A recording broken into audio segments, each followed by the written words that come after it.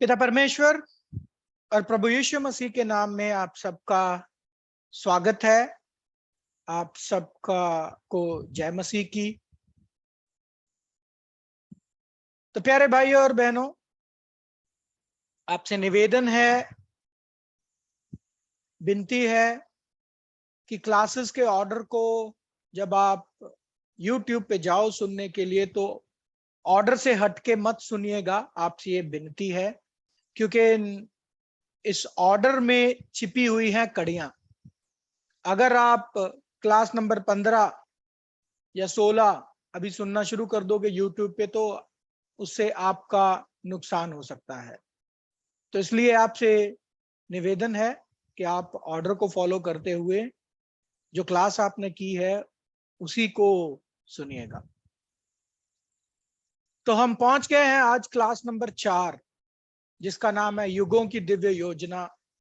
और युगों की दिव्य योजना में हम पढ़ाई करेंगे पहले संसार की, लेकिन उससे पहले देखेंगे कितने संसारों की योजना परमेश्वर के प्लान में है। तो ये आज हमारी पढ़ाई रहेगी। जब हम पृथ्वी की ओर देखते हैं और पृथ्वी पे चल रहे कामों की ओर देखते हैं, परिस्थितियों को देखते हैं, तो मन में एक प्रश्न आता है। वो प्रश्न है कि जीवन का मकसद क्या है? जीवन का मकसद क्या है? क्या हमारा जीवन कोई योजना के तहत चल रहा है या बिना योजना के तहत ये संसार चलते जा रहा है और कोई प्लान नहीं है? हम जानते हैं डेमोक्रेटिक कंट्रीज में 5 साल के लिए एक सरकार आती है, बहुत सारी योजनाएं लेके आती हैं। उनके उस 5 साल के समय में उन्होंने क्या क्या करना है, क्या क्या सुधारना है, वो सारी योजनाएं वो लेके आते हैं। परिवारों की योजनाएं होती हैं, निजी जीवन की योजनाएं होती हैं कि मुझे जीवन में क्या करना है। तो अगर ये सारी दुनिया, इस धरती पे चलने वाली कंपनीज, इस धरती पे रहने वाला मनुष्य एक योजना के तहत चलता है, तो प्रश्न उठता है क्या परमेश्वर के पास भी कोई योजना है या बिना योजना के ही ये धरती चलते जा रही है?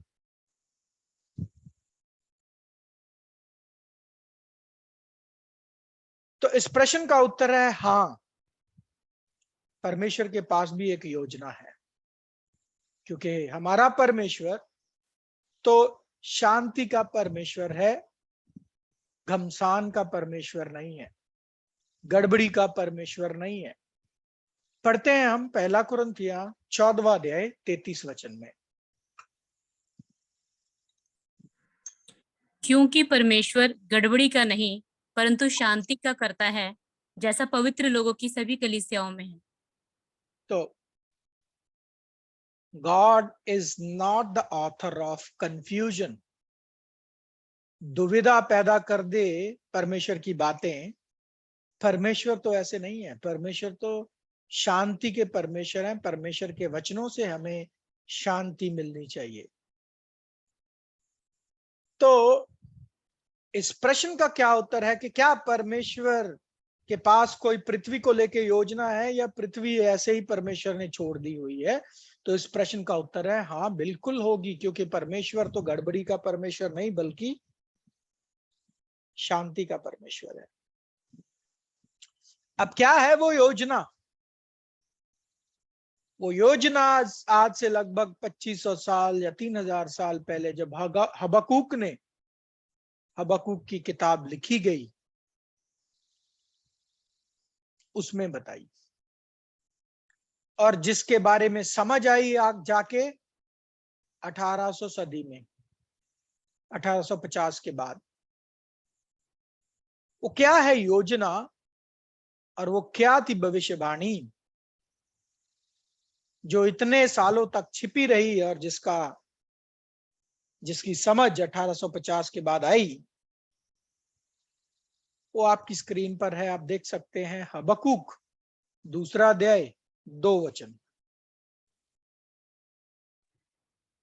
फिर यहोवा ने मुझसे कहा, दर्शन की बातें लिख दे, वरन पटियाओं पर साफ साफ लिख दे कि दौड़ते हुए भी वे सहज से पड़ी जाएं।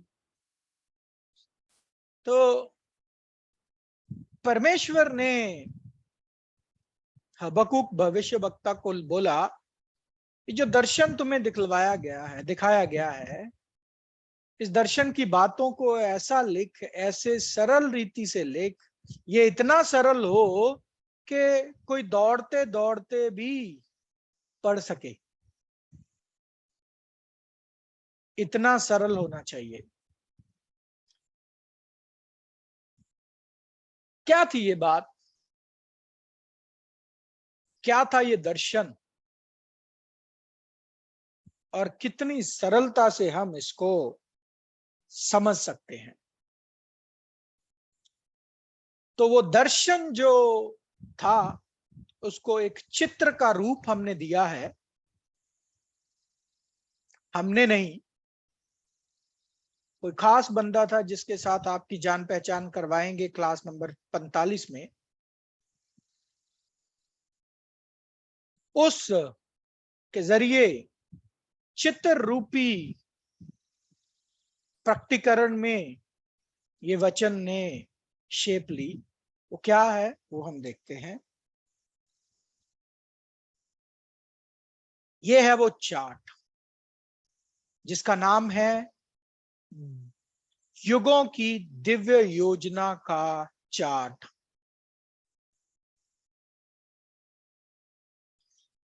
अगर आप इस दिव्य योजना के चार्ट की तरफ नजर मारें, आपको दिखाई पड़ेंगे 3 संसार, capital A, capital B, capital C. Capital A पहला संसार, कैपिटल बी दूसरा संसार, कैपिटल सी तीसरा संसार। पहला संसार का अंत है, दूसरे संसार का अंत है, लेकिन तीसरे संसार का कोई अंत नहीं है। और दूसरे संसार में हम 3 युग देखते हैं, capital D, capital E, capital F. 3 युग, और उसमें अंतिम युग सुसमाचार युग जिसमें हम रह रहे हैं। प्यारे भाइयों और बहनों, ये युग कोई, ये जो बात आपके सामने चित्र में प्रकट की गई है, ये कोई मनगढ़ंत ड्राइंग नहीं है।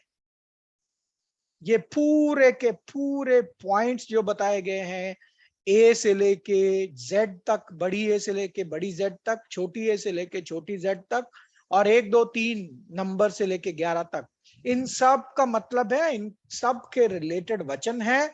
इस पूरे चार्ट की पढ़ाई, इस पूरे चार्ट को समझने के लिए आपको 1 साल लगेगा। 53 विषयों की पढ़ाई पूरी करनी पड़ेगी। ये इतना, जितना आसान दिख रहा है स्क्रीन पे, उतना आसान समझना है नहीं। लेकिन इसको आप तभी समझ सकते हो अगर आपको कोई समझाने वाला हो। अगर आप किसी आर्किटेक्ट के टेबल पे जाएं जो बिल्डिंग डिजाइन करते हैं, जब तक वो मॉडल प्रोटोटाइप के विषय में आपको समझाए ना, आपको नहीं समझ में आएगा। वो नक्शे के बारे में आपको समझ में नहीं आएगा। तो क्या ये चार्ट पहले कभी आपने देखा?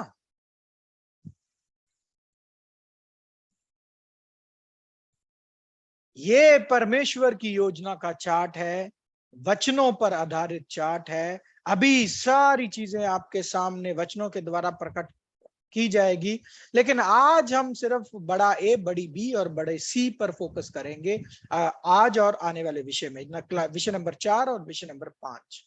बाकी डिटेल्स में आज हम इधर नहीं जाएंगे। धीरे धीरे करके हम इसको जान लेंगे, समझ लेंगे। लेकिन आप बोलोगे मुझे समझ में नहीं आ रहा। समझ में तब आएगा जब आपको कोई समझाएगा। जैसे ब्लूप्रिंट्स आर्किटेक्ट वगैरह बनाते हैं, वही समझाएं तो समझ में आएंगे, नहीं तो नहीं समझ में आएंगे। तो इसी तरीके से प्यारे भाइयों और बहनों, ये दिव्य आर्किटेक्ट, इस यूनिवर्स के आर्किटेक्ट स्वर्गीय पिता परमेश्वर की योजना का चार्ट है। और पिता परमेश्वर के जरिए ही हम इसको समझ सकते हैं। पिता परमेश्वर ही हमें ये समझा सकते हैं। तो आगे बढ़ते हुए, जैसा मैंने बोला, हम 3 ही लेटर्स पर ध्यान रखेंगे, capital A, capital B, capital C. पहला संसार, दूसरा संसार और तीसरा संसार। सबसे पहले इसका जिक्र बाइबल में कहां आता है, हम चलते हैं वो वचन पढ़ने के लिए। दूसरा पत्रस तीसरा अध्याय 5 से लेके 7 और 13 वचन। दूसरा पत्रस तीसरा अध्याय 5 से लेके 7 और 13वां अध्याय, 13वां वचन, सॉरी। वे तो जानबूझकर ये भूल गए कि परमेश्वर के वचन के द्वारा से आकाश प्राचीन काल से विद्यमान है और पृथ्वी भी जल में से बनी और जल में स्थिर है। इन्हीं के द्वारा उस युग का जगत जल में डूबकर नाश हो गया, पर वर्तमान काल के आकाश और पृथ्वी उसी वचन के द्वारा इसीलिए रखे हैं कि जलाए जाएं, और वह भक्तिहीन मनुष्यों के न्याय और नाश होने के दिन तक ऐसे ही रखे रहेंगे। पर उसकी प्रतिज्ञा के अनुसार हम एक नए आकाश और नई पृथ्वी की आस देखते हैं जिनमें धार्मिकता वास करेगी। तो प्यारे भाई और बहनों, आपको दिखाई दिए 3 संसार जिनका जिक्र हमने पिछली स्लाइड में किया। आपको दिखाई दिए 3 संसार? चैट पे लिख के भेजिए।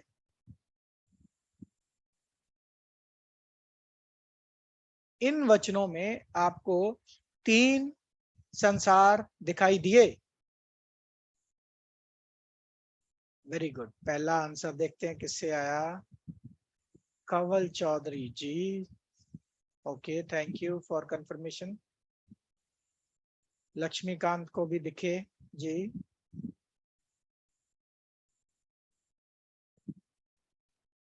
किसको नहीं दिखाई दिए वो लिख के भेजिए।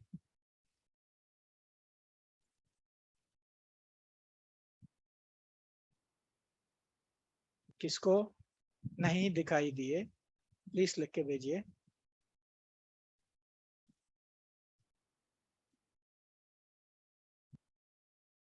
शर्माइएगा नहीं। चलिए, तो इन वचनों में हम देखते हैं एक जगत वो था, एक जगत ये है वर्तमान, एक जगत प्रतिज्ञा के अनुसार आने वाला है।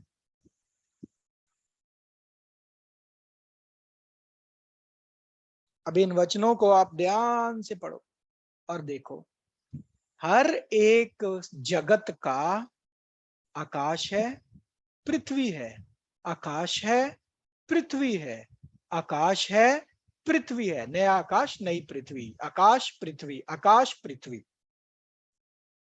ऐसा क्यों? और आकाश जो शब्द है वो एक्चुअल में इंग्लिश शब्द क्या है पता है किसी को? इधर कौन सा शब्द है वो? हेवन। तो मैं आपसे पूछना चाहता हूं, हेवन को मैं आकाश बोलूं या स्वर्ग बोलूं? आप बताओ। हेवन को आकाश बोलूं या स्वर्ग बोलूं? जैसा आप बोलोगे मैं वही शब्द इस्तेमाल करूंगा।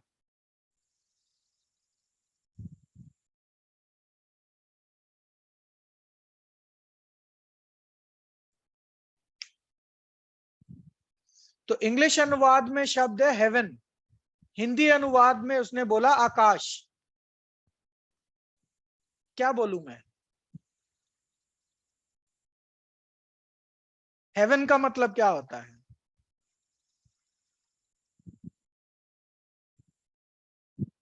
चैट पे लिख के भेजिए।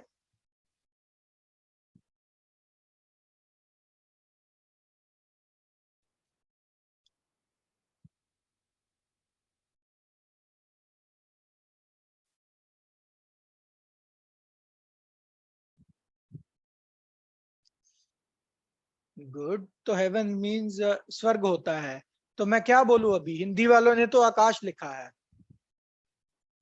तो चलो अभी हम आकाश से काम चला लेते हैं। आते हैं इस प्रश्न पे भी, लेकिन इस प्रश्न पे आने से पहले आपको एक बड़ी विचित्र बात पढ़ाने जा रहा हूं।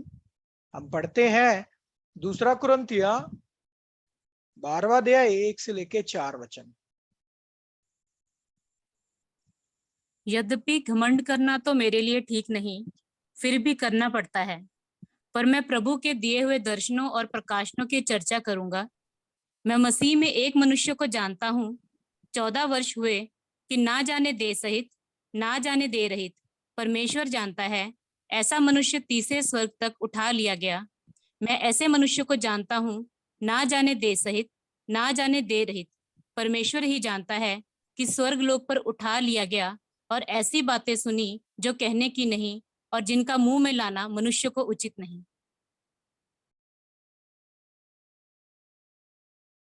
इस वचन की मतलब तो मैं आपको नहीं समझाऊंगा, लेकिन इसमें नोट कीजिए, यहाँ पे एक तीसरे स्वर्ग का जिक्र हो रहा है। इंग्लिश में थर्ड हेवन, तीसरे स्वर्ग का जिक्र हो रहा है। तो इसका मतलब क्या हुआ? 3 स्वर्ग है, इसलिए तीसरे स्वर्ग की बात की है, राइट। चौथे स्वर्ग का जिक्र नहीं है, इसलिए 3 ही है। 3 का जिक्र है, इसलिए 3 ही है, 2 नहीं है, 1 नहीं है। आप जानते हैं तीसरा स्वर्ग क्या है?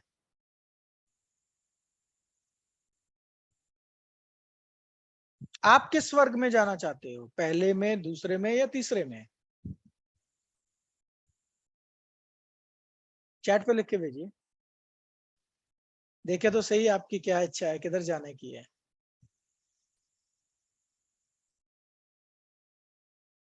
किधर जाना है आपको जी?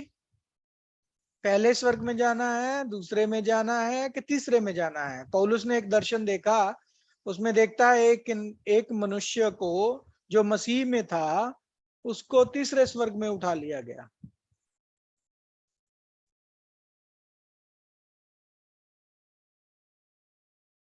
आपको किधर जाना है?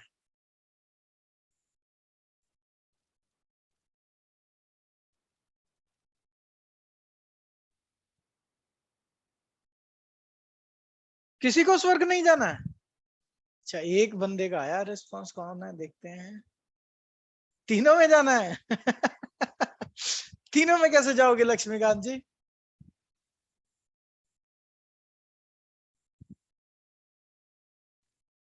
तीनों में जाना है, गुड। ये भी अच्छा था। बाकी और कोई? बाकी बोल रहे नहीं, हमें हमें धरती ठीक है, हमें नहीं जाना स्वर्ग में, है ना। इधर ही बढ़िया मन लगा हुआ, अच्छा खाने पीने को मिलता है, सही है।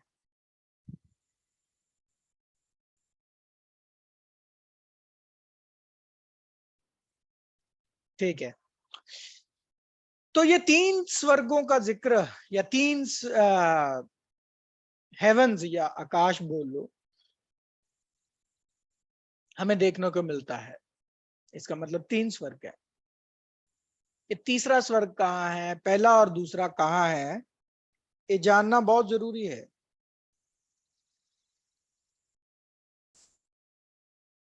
चलिए, आज 3 स्वर्गों की जान पहचान आपके करवाते हैं, कि इन तीनों स्वर्गों का क्या मतलब है।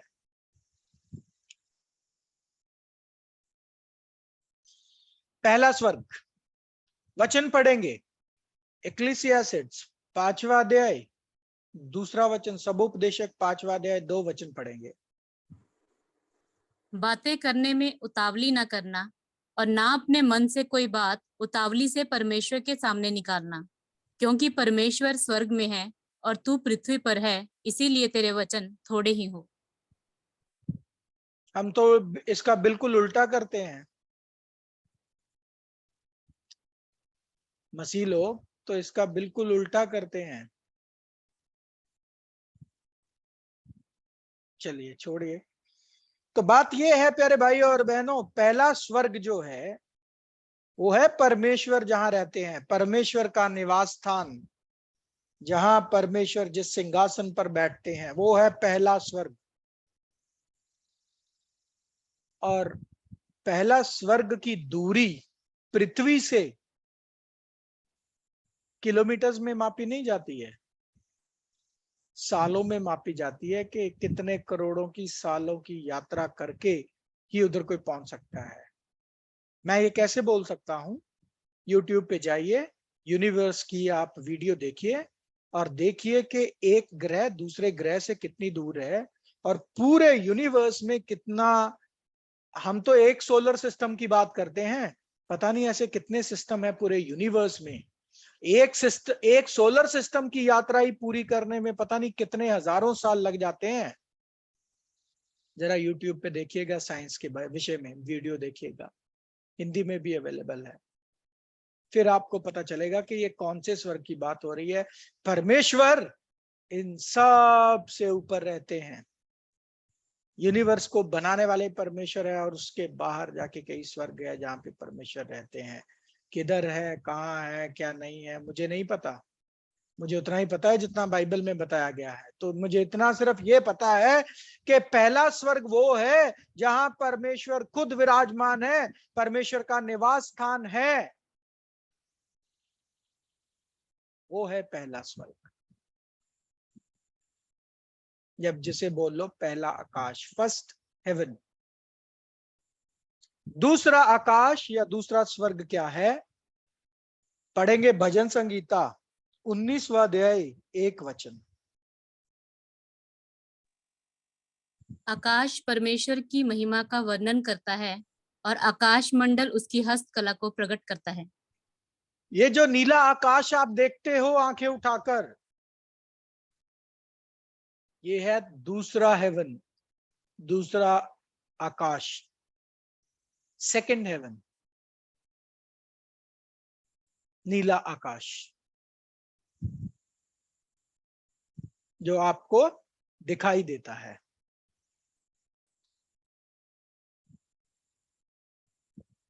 ये दो के बारे में तो आप जानते हैं, परमेश्वर के स्वर्ग निवास स्थान के बारे में भी आपने सुना है, सपने भी लिए हैं, सोचा भी है जाएंगे शायद। दूसरा आकाश भी आप अपनी आंखों से देखते हो, लेकिन तीसरा स्वर्ग या तीसरा आकाश जिसका जिक्र प्रेरित पौलुस ने किया है, उसके विषय में बहुत कम लोग जानते हैं, बहुत कम लोग।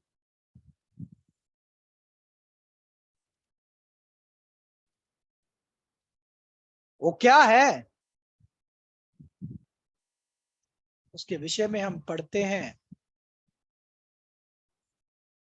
पढ़ने से पहले आपको एक वचन दिखाना चाहता हूं। तीसरे आकाश की बात आपको समझाने से पहले एक वचन दिखाना चाहता हूं जो प्रभु यीशु मसीह ने बोले। वो वचन है मत्ती 24वां अध्याय 35 वचन। मत्ती 24 अध्याय 35 वचन। आकाश और पृथ्वी टल जाएंगे परंतु मेरे शब्द कभी न टलेंगे। आकाश और पृथ्वी टल जाएंगे परंतु मेरे शब्द कभी न टलेंगे। कौन सा आकाश और कौन सी पृथ्वी टल जाएंगे भाई?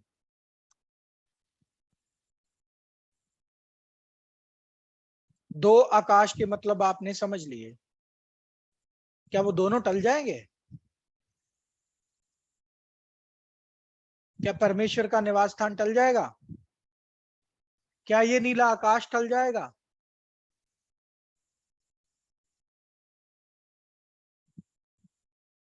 और कौन सी पृथ्वी टल जाएगी? ये पृथ्वी जिसे हम ग्रह बोलते हैं, जिसपे हम रहते हैं,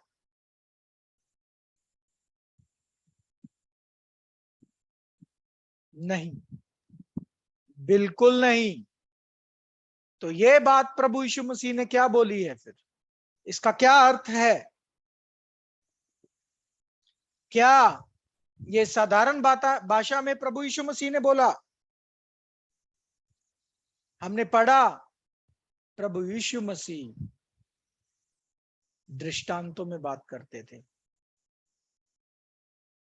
यहां पे भी प्रभु यीशु मसीह ने चिन्ह में बात की है, दृष्टांतिक रूप में बात की है। अब क्या बात की है, इस बात को हम कैसे समझें? इस बात का अर्थ हम कैसे ढूंढें? कौन सा आकाश, कौन सी पृथ्वी टल जाएगी?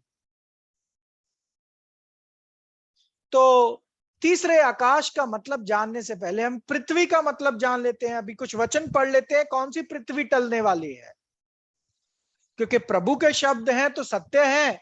अब सत्य है तो ये बात कैसे हम समझें, इस बात पे क्या लॉजिक लगाएं? कौन सी पृथ्वी टल जाएगी, कौन सा आकाश चला जाएगा?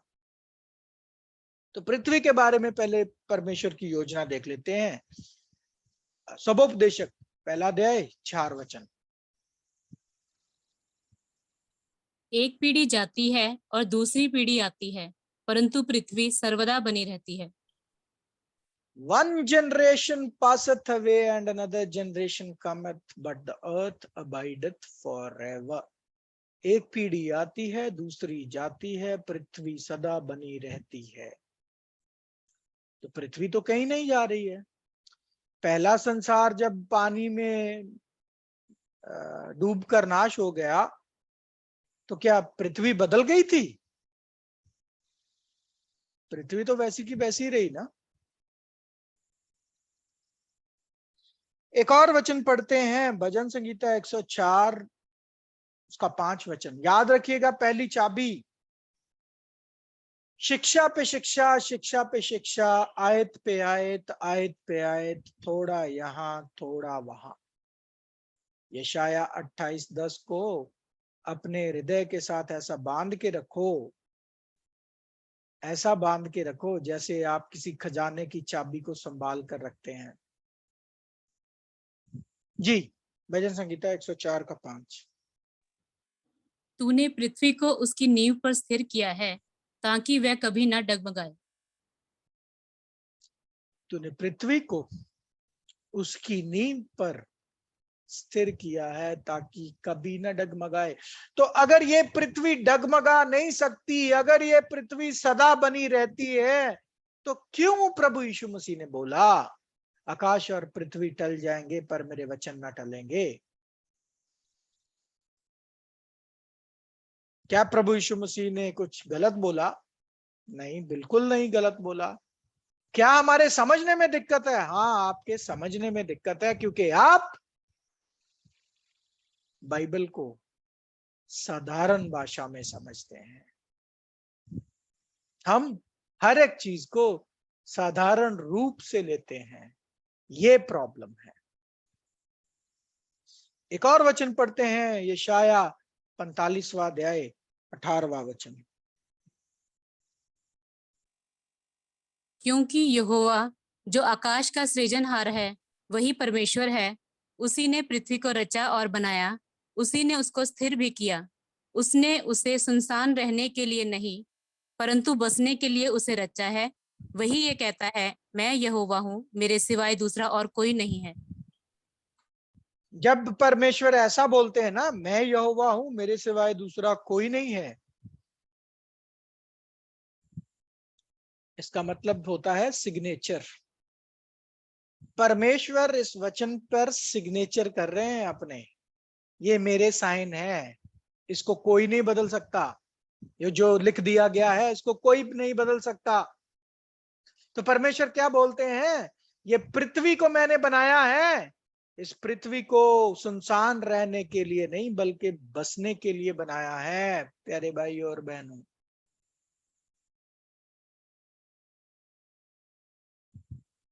लेकिन हम मसीह तो समझते हैं या ये प्रचार करते हैं मसीह तो स्वर्ग में चले जाएंगे, बाकी तो नाश हो जाएंगे और बस बात खत्म। तो पृथ्वी पर कौन बसेगा फिर?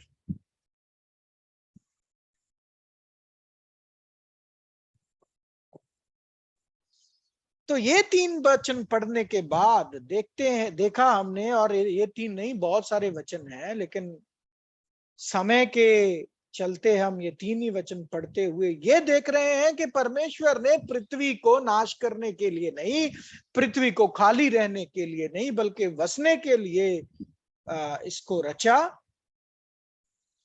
और पृथ्वी कहीं नहीं टलने वाली, एक पीढ़ी आती है, दूसरी जाती है, पृथ्वी सर्वदा बनी रहती है। तो कौन सी पृथ्वी और कौन सा आकाश टल जाएंगे जिसका जिक्र प्रभु यीशु मसीह ने किया? ये दोनों चिन्ह हैं जिनका जिक्र प्रभु यीशु मसीह ने किया। तो अब इनका मतलब क्या है, अब हम समझते हैं। हम वापस चलते हैं जहां पे छोड़ा था, तीसरे स्वर्ग का मतलब। अभी इसमें प्रभु ने बोला ना, स्वर्ग और पृथ्वी, आकाश और पृथ्वी टल जाएंगे, मेरे वचन न टलेंगे। आकाश मतलब heaven and earth shall pass away, which heaven and which earth. ना तो पहला स्वर्ग टलने वाला है, ना तो ये आकाश टलने वाला है। तीसरा स्वर्ग, जिसके बारे में बहुत कम लोगों को पता है, वो टल जाएगा। वो क्या है, उसको जानने के लिए ध्यान से प्यारे भाई और बहनों सुनिए और इसको नोट कर लीजिए, क्योंकि maximum of the time Bible में तीसरे स्वर्ग का जिक्र हुआ है। अब तीसरे स्वर्ग का मतलब कहां से हमें मिलता है? एफेसियों 2 अध्याय 2 वचन में पढ़ते हैं। एफेसियों 2 अध्याय 2 वचन। जिनमें तुम पहले इस संसार की रीति पर और आकाश के अधिकार के अधिपति अर्थात उस आत्मा के अनुसार चलते थे जो अब भी आज्ञा ना मानने वालों में कार्य करता है।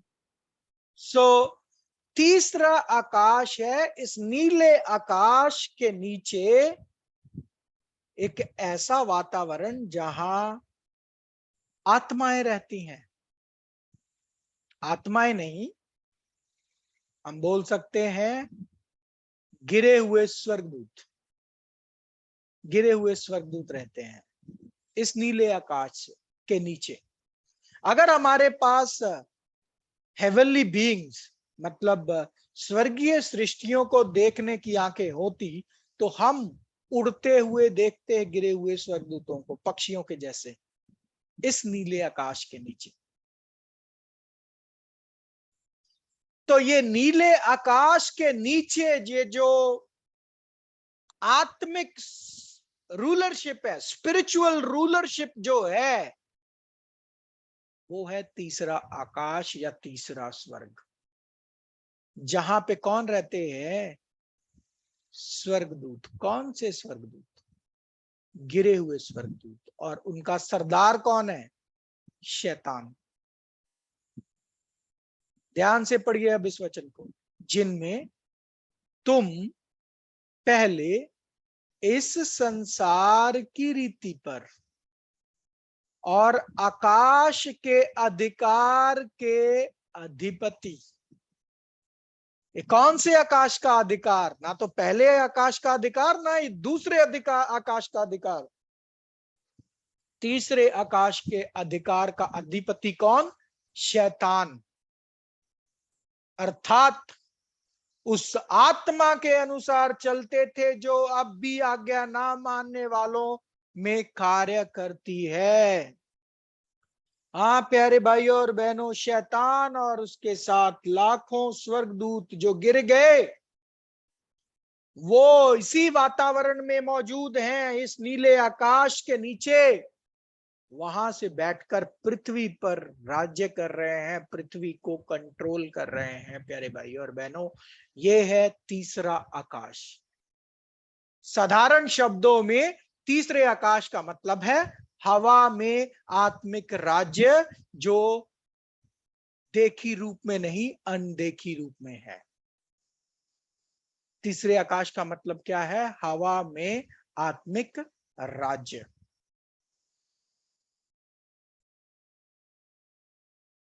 ये आकाश का मतलब समझना, ये स्वर्ग का मतलब समझना बहुत महत्वपूर्ण है, अगर आप बाइबल के वचनों का सही अनुवाद करना चाहते हैं तो।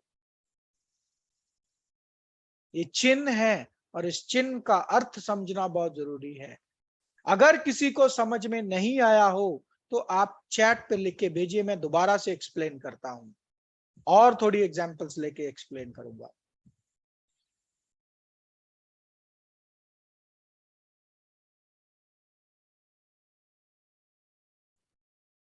जी जल्दी बोलिए, क्योंकि समय अपने पास लिमिटेड रहता है। अगर नहीं समझ आया है तीसरे आकाश का मतलब तो दोबारा से समझाएंगे। मैं इंतजार कर रहा हूं, 2 मिनट का समय है, चैट पे लिख के भेजिए अगर नहीं समझ आया है। अगर नहीं आता है कुछ मैसेज तो मैं समझूंगा आप समझ गए।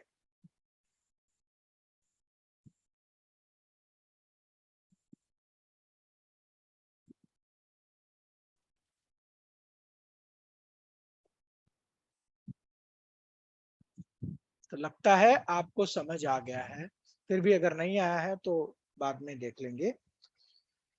तो ये है आकाश का मतलब, तीसरे आकाश का मतलब हवा में आत्मिक राज्य, जो अभी कौन कर रहा है? शैतान और उसके साथ लाखों स्वर्गदूत।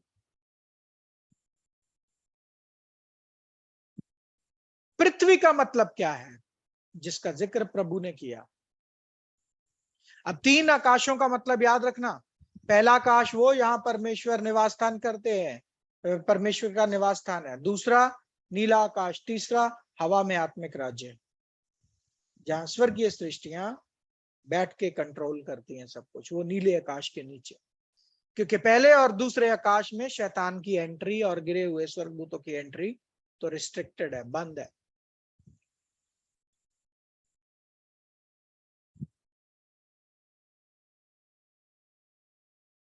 जी अभी चलते हैं पृथ्वी चिन्ह के बारे में, उसको समझते हैं पृथ्वी क्या है। क्योंकि प्रभु ने बोला ना आकाश और पृथ्वी टल जाएंगे, तो पृथ्वी जो ग्रह है जिसपे हम रह रहे हैं उसको तो परमेश्वर ने खाली रखने के लिए नहीं रखा है, बनाया, उसको तो बसने के लिए बनाया है।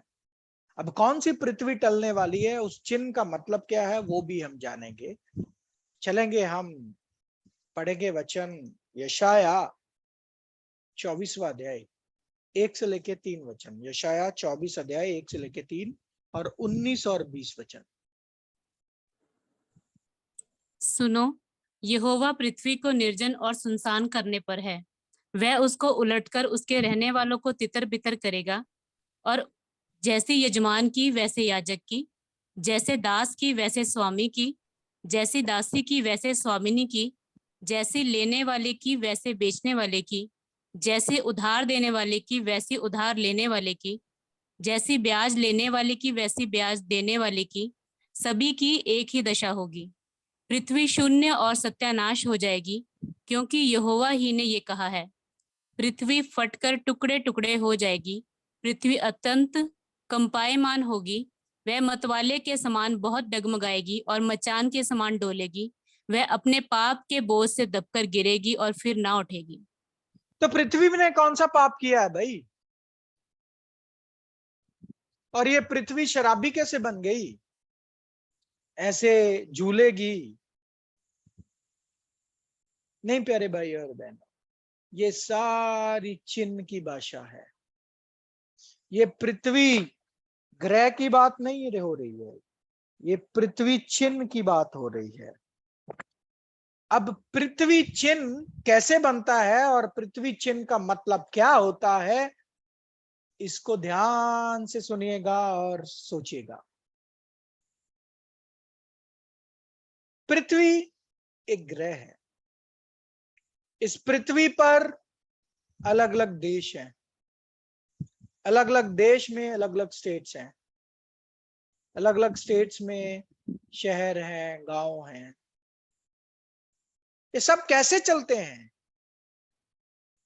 जैसे एक शहर एक देश चलता है, वैसे ही दूसरा शहर दूसरा देश चलता है। तो इन सब को चलाने वाले 4 ही कॉमन संगठन हैं, 4 सिस्टम चलाते हैं पृथ्वी को, और उनको वो 4 सिस्टम कहलाते हैं पृथ्वी, वो 4 सिस्टम बन जाते हैं पृथ्वी। चिन्ह। वो 4 संगठन कौन कौन से हैं जो पृथ्वी को चलाते हैं? सबसे पहले सरकार, गवर्नमेंट, पॉलिटिक्स जिसे हम बोलते हैं, ये एक संगठन। दूसरा समाज, समाज से बंधे हुए पूरी मनुष्य जाति है, तो समाज बड़ा अहम हिस्सा है लोगों के बीच में, तो सामाजिक संगठन। तीसरा धर्म, धार्मिक संगठन बड़ा अहम है जो इस पृथ्वी को चला रहा है। और चौथा पैसा, व्यापार, बिजनेस। ये 4 संगठन है मेन, अहम 4 संगठन जो पृथ्वी को चलाते हैं, जो पृथ्वी को चलाते हैं। समझ में आया? तो पृथ्वी चिन्ह का मतलब क्या है? ये 4 संगठन, याद रखिएगा, यही है मेन 4 संगठन।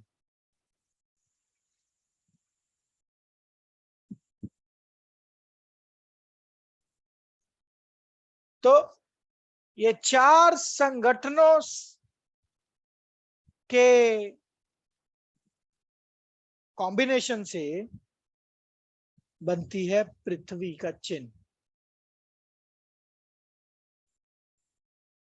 अब प्रभु यीशु मसीह ने जो मत्ती 24वां अध्याय और 35 वचन में बोला, वो तीसरे आकाश की बात करी कि शैतान और उसका राज्य जाता रहेगा,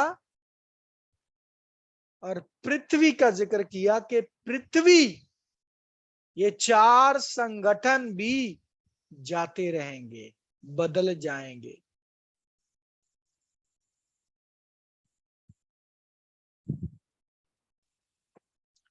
ये चिन्हों का मतलब अगर आपको नहीं पता है तो आप सत्य की तह तक नहीं पहुंच पाएंगे। तीसरे आकाश का मतलब हवा में आत्मिक राज्य, पृथ्वी का मतलब 4 संगठन। कौन से 4 संगठन? सरकार, समाज, धर्म, व्यापार। ये तीसरा आकाश और ये 4 संगठनों की पृथ्वी टल जाएगी, परमेश्वर इसे तोड़ डालेंगे, टुकड़े टुकड़े कर देंगे, और उसकी झलक आप सबके सामने अपनी नजरों के साथ आप देख सकते हो। जरा संसार की ओर नजर मार के देखो, गवर्नमेंट्स फेल हो रही हैं, समाज में पूरी तरह उथल पुथल है, धर्म, उसका कोई इंपैक्ट नहीं है गिरी हुई मनुष्य जाति पर। मनुष्य जाति दिन ब दिन पाप में, स्वार्थ में गिरता ही जा रहा है, गिरता ही जा रहा है। जिस मर्जी धर्म से जुड़ा हुआ हो, जितनी मर्जी बड़ी वैल्यूज वो सीखे, लेकिन वो उसको बदल नहीं पा रही हैं।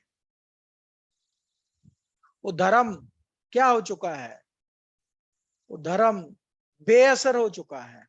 यहां तक कि ईसाइयों की बात भी मैं कर रहा हूं, मसीहियों की बात कर रहा हूं। कहां है हमारे जीवन मसीह शिक्षा के तालमेल में? है मसीही शिक्षा के तालमेल में आपके जीवन?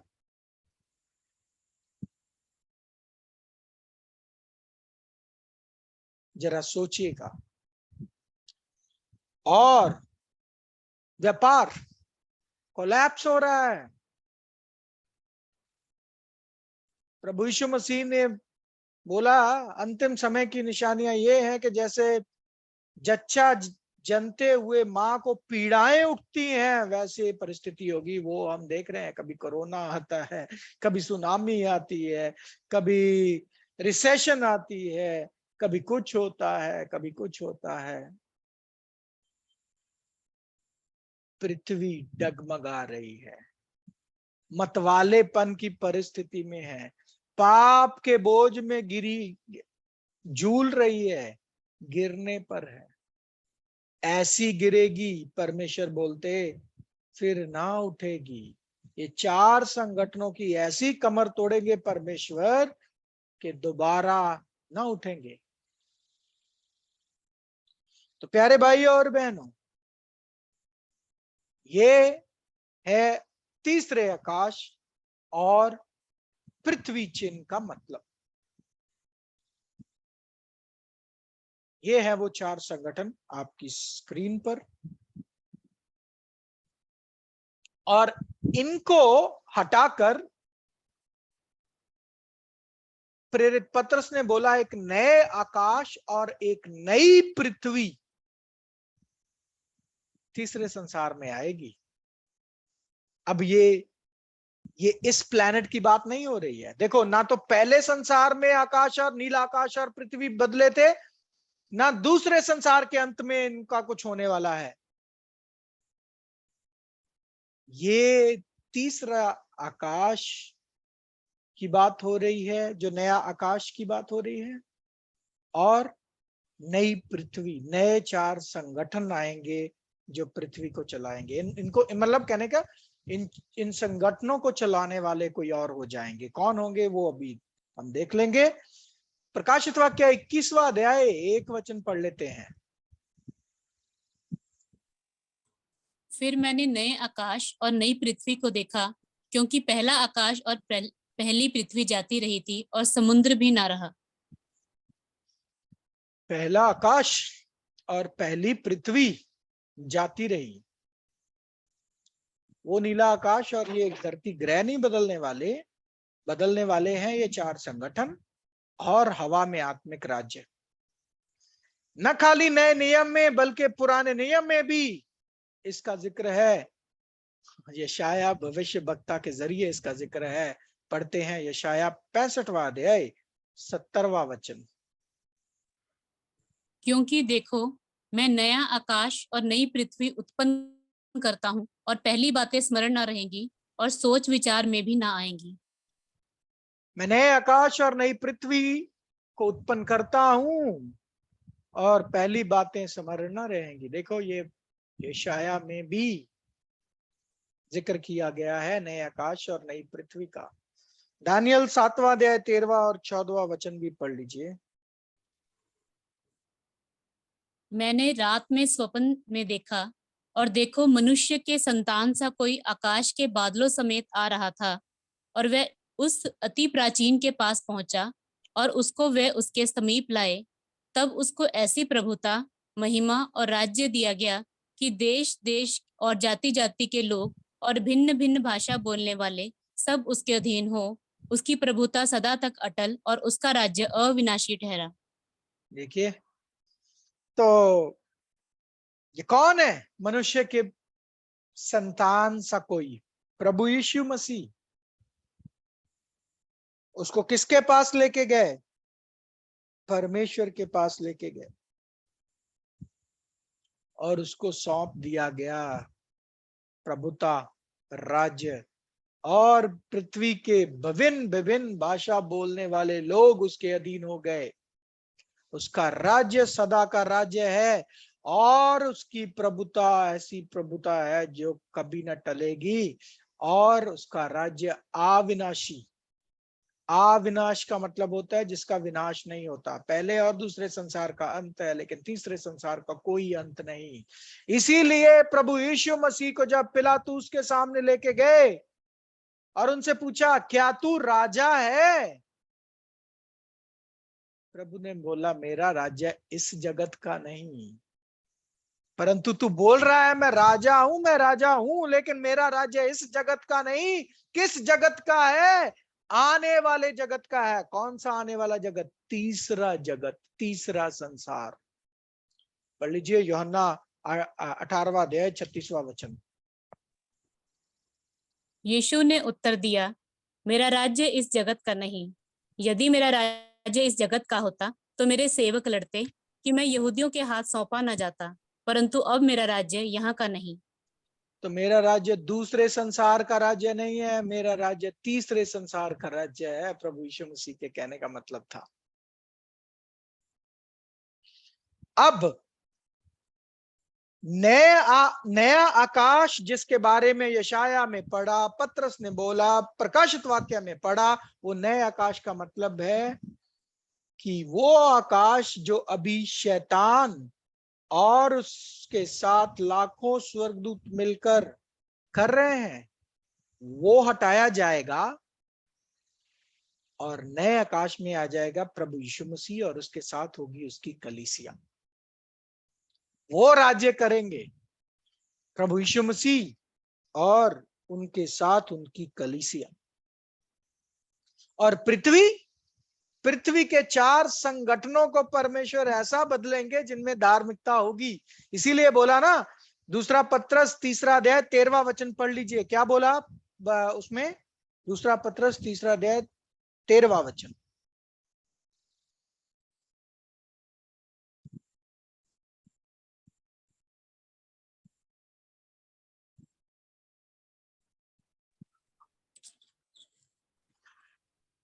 पर उसकी प्रतिज्ञा के अनुसार हम एक नए आकाश और नई पृथ्वी की आस देखते हैं जिनमें धार्मिकता वास करेगी। नए आकाश और नई पृथ्वी जिसमें धार्मिकता वास करेगी। नया आकाश प्रभु यीशु मसीह के अधीन, यानी कि हवा में आत्मिक राज्य कौन करेंगे? प्रभु यीशु मसीह। और पृथ्वी पर भी धार्मिकता, धर्मी लोग होंगे जो उसको चलाएंगे। कौन चलाएंगे? देखते हैं। मती, पृथ्वी पर सरकार कौन चलाएंगे? सबसे पहले संगठन था सरकार। सरकार कौन चलाएगा? मती 8वां अध्याय 11वां वचन पढ़ते हैं। और मैं तुमसे कहता हूं कि बहुत सारे पूर्व और पश्चिम से आकर अब्राहम और इसहाक और याकूब के साथ स्वर्ग के राज्य में बैठेंगे। अब्राहम, इसहाक, याकूब, दानियल, यशाया, मूसा, ये सारे के सारे पृथ्वी पर सरकार चलाएंगे। इस स्वर्ग के राज्य में बैठेंगे। स्वर्ग का राज्य क्या है? जब प्रभु यीशु मसीह का राज्य आ जाता है। इनको स्वर्गीय उद्धारता का बुलावा नहीं है। क्यों? क्योंकि स्वर्ग में जाने के लिए प्रभु ने निकोदेमुस को बोला फिर से जन्म लेना होगा, और वो जन्म पानी और आत्मा से होता है। तो इन लोगों का जन्म तो पानी और आत्मा से नहीं हुआ, और इन लोगों को स्वर्गीय बुलावा तो नहीं था। तो इनको परमेश्वर धरती पर आशीर्वादित करते हुए अपने धर्मी राज्य की जिम्मेदारी सौंपेंगे, जो सरकारों को चलाएंगे। इसीलिए इस वचन को पढ़ते हैं हम, भजन संगीता 45वां अध्याय 16वां वचन। तेरे पितरों के स्थान पर तेरे संतान होंगे, जिनको तू सारी पृथ्वी पर हाकिम ठहराएगा। जब प्रभु यीशु मसीह पहले आगमन में आए थे, ये सारे इब्राहिम, इसहाक, याकूब तो इनके थे बुजुर्ग पिताओं, खानदान के लोग। तो प्रभु यीशु मसीह उस वक्त इनके थे बच्चे, संतान, इब्राहिम का वंश। लेकिन प्रभु यीशु मसीह जब दूसरे आगमन में आएंगे, प्रभु यीशु मसीह इनके बन जाएंगे पिता। कैसे? जीवन आता है एक बाप से, और जब वो बात पूरी होगी, कौन सी बात? जैसे आदम में सब मरते हैं, मसीह में सब जिलाए जाएंगे, तो ये लोग भी जी उठेंगे। इब्राहिम, इसहाक, याकूब, दानियल सब जी उठेंगे। फिर इनको प्रभु यीशु मसीह पृथ्वी के सरदार बनाएंगे, पृथ्वी के राजे बनाएंगे। ये देखिए, तेरे पिताओं के जगह तेरे पुत्र होंगे, जिनको तू पृथ्वी के राजा बनाओगे, पृथ्वी के सरदार बनाओगे। तो पृथ्वी पर एक एक देश की गवर्नमेंट चलाने के लिए परमेश्वर के ये धर्मी लोग होंगे। कहीं मूसा, कहीं दानियल, कहीं इब्राहिम, कहीं इसहाक, कहीं याकूब, कहीं जोसेफ, कहीं कोई, कहीं कोई। ये सारे जो जिनका जिक्र इब्रानियों 11वें अध्याय में होता है, जिनको हम एंशिएंट वर्दीज बोलते हैं, बुजुर्ग बोलते हैं, ये सारे मिलकर पृथ्वी सरकार को चलाएंगे। तो एक संगठन हमने देखा, सरकार। सरकार कौन चलाएगा? परमेश्वर के ये धर्मी लोग जिन्होंने प्रभु यीशु मसीह से पहले वफादारी दिखाई। यहां तक के यूहन्ना बपतिस्मा देने वाला भी, वो था अंतिम एंशिएंट वर्दी। धर्म, धर्म कितने होंगे? जैसे आज बहुत सारे धर्म है, उस वक्त भी एक ही हालात होंगे? नहीं। कितने धर्म होंगे? वचन पढ़ते हैं, जकरिया 14वां अध्याय 9 वचन। तब यहोवा सारी पृथ्वी का राजा होगा और उस दिन एक ही यहोवा और उसका नाम भी एक ही माना जाएगा। तो देखिए क्या होगा?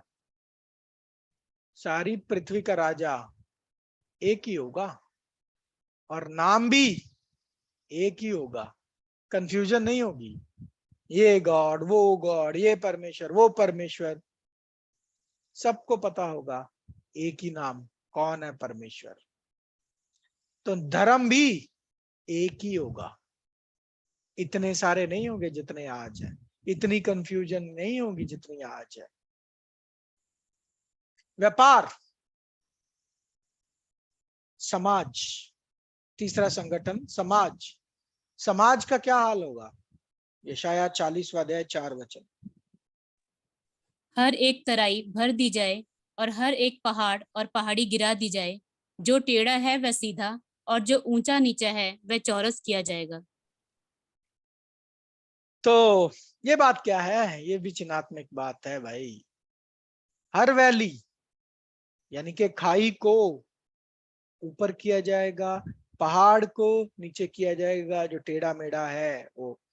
ये है वैली का मतलब गरीब, पहाड़ का मतलब अमीर, और अब बीच वाली भी एक कैटेगरी है जिसे क्या बोलते हैं? एक होता है अमीर, एक होता है गरीब, बीच वाली अब कैटेगरी क्या है? मैं शब्द भूल रहा हूँ, ब्रदर जरम please help me with that middle word. Class. हाँ, मिडिल क्लास। Middle class. तो जो टेढ़ा मेढ़ा है, जो मिडिल क्लास है, जो हाई भी नहीं है लो भी नहीं है, सबको बराबर किया जाएगा। परमेश्वर के राज्य में ना तो ऊंच नीच रहेगी, ना कोई समाज का कुछ रहेगा। ऐसा नहीं है कि उस वक्त ऑफिस में बेचारा कोई गरीब जिसके कपड़े अच्छे नहीं है वो गया तो उसको बोला चल उधर बैठ, और जो अच्छा गाड़ी में गया, जिसकी जिसकी अच्छी पहचान है, उसको बोला लो भाई इसके लिए चाय वाय मंगवाओ। ये सब ऊंच नीच का काम खत्म हो जाएगा। हर तराई भर दी जाएगी, हर पहाड़ नीचा किया जाएगा, टेढ़ा मेढ़ा सब बराबर किया जाएगा। कुछ ऊंच नीच नहीं रहेगी, सब बराबर होंगे। ऐसा होगा समाज। और उसके बाद चौथा संगठन कैसा होगा राज्य में परमेश्वर के? पढ़ते हैं व्यापार।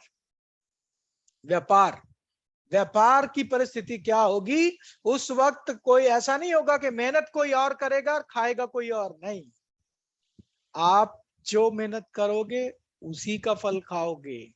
यशायाह 65:21 वचन, 65वां अध्याय 21 वचन। वे घर बनाकर उनमें बसेंगे, वे दाख की बारियां लगाकर उनका फल खाएंगे। तो खुद की मेहनत, खुद उसका फल खाओगे। ये पैसे का पागलपन पिछले 30 साल में ही हुआ है। हमने बचपन में देखा है कि आप गेहूं लेके जाते थे, गेहूं के बदले आप राशन लेके आते थे, या चावल लेके जाते थे तो आपको उसके बदले में राशन मिलता था। तो प्यारे भाई और बहनों, ऐसी परिस्थिति हो जाएगी पृथ्वी पर, और ये जगत, ये संसार ऐसा होगा जिसका कोई अंत नहीं होगा। इफिसियों 3 अध्याय 21 वचन। कलीसिया में और मसीह यीशु में उसकी महिमा पीढ़ी से पीढ़ी तक युगानुयुग होती रहे। आमीन। देखिए गड़बड़ कितनी करते हैं अनुवाद करने वाले। अनुवाद करने वाले कितनी गड़बड़ करते हैं कि वचन ही खा जाते हैं। इंग्लिश में बोला है ये ऐसा संसार होगा जिसका अंत नहीं होगा, world without and, world without and, ऐसा संसार जिसका कोई अंत नहीं। इसीलिए आपको वो चार्ट अगर याद हो, उसमें पहले और दूसरे संसार का अंत है लेकिन तीसरे संसार का कोई अंत नहीं। और हिंदी अनुवाद में बहुत गड़बड़ी की हुई है अनुवाद करने वालों ने। तो प्यारे भाई और बहनों, इस तरीके से हम देख लेते हैं नए आकाश में प्रभु यीशु मसीह और कलीसिया, और ये चार संगठनों में कैसे परमेश्वर धार्मिकता स्थापित कर देंगे, ये हमने झलकियां देख ली वचनों के जरिए। अंत में हम वापस बात करते हैं वो आकाश की जिसका जिक्र प्रेरित पौलुस ने किया। मैं नहीं जानता शरीर सहित, मैं नहीं जानता शरीर रहित, ऐसे एक मनुष्य तीसरे आकाश में उठा लिया गया। इसका अर्थ क्या है कि प्रेरित पौलुस ने ऐसा दर्शन देखा, वो समय देखा जिसमें धार्मिकता थी। मतलब प्रभु यीशु मसीह और कलीसिया का ऐसा महिमा उसने देखी तीसरे आकाश में रूप में, कि कैसे तीसरे आकाश के समय में मनुष्य का उद्धार हो रहा है। ये चीज को दर्शन के रूप में प्रेरित पौलुस ने देखा, जिसको उसने शब्दों में बता दिया, लिख दिया, लेकिन साथ में ये भी बोल दिया कि ये बातों का विवरण करना उचित नहीं है अभी।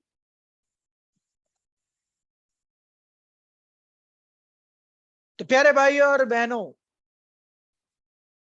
आज हमने जो मेन चीज समझी है वो आकाश और पृथ्वी के मतलब को समझा है।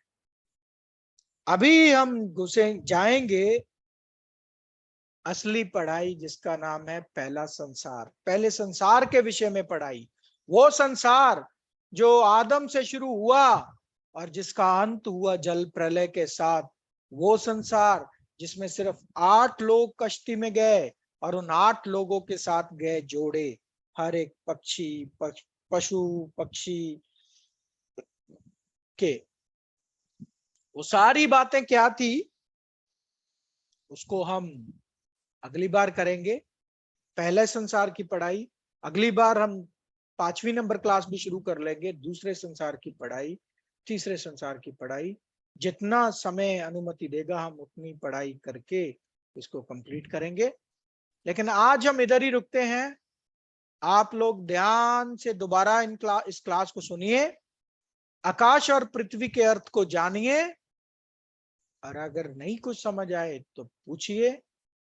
परमेश्वर ही अपने वचनों के द्वारा आप सबको आशीष दें। और आप सबने अपना कीमती समय दिया, इसके लिए आपका तहे दिल से शुक्रगुजार करते हैं। Thank you very much and amen and Lord bless you all. धन्यवाद ब्रदर, जो आपका जो आज का जो अध्ययन हमारे बीच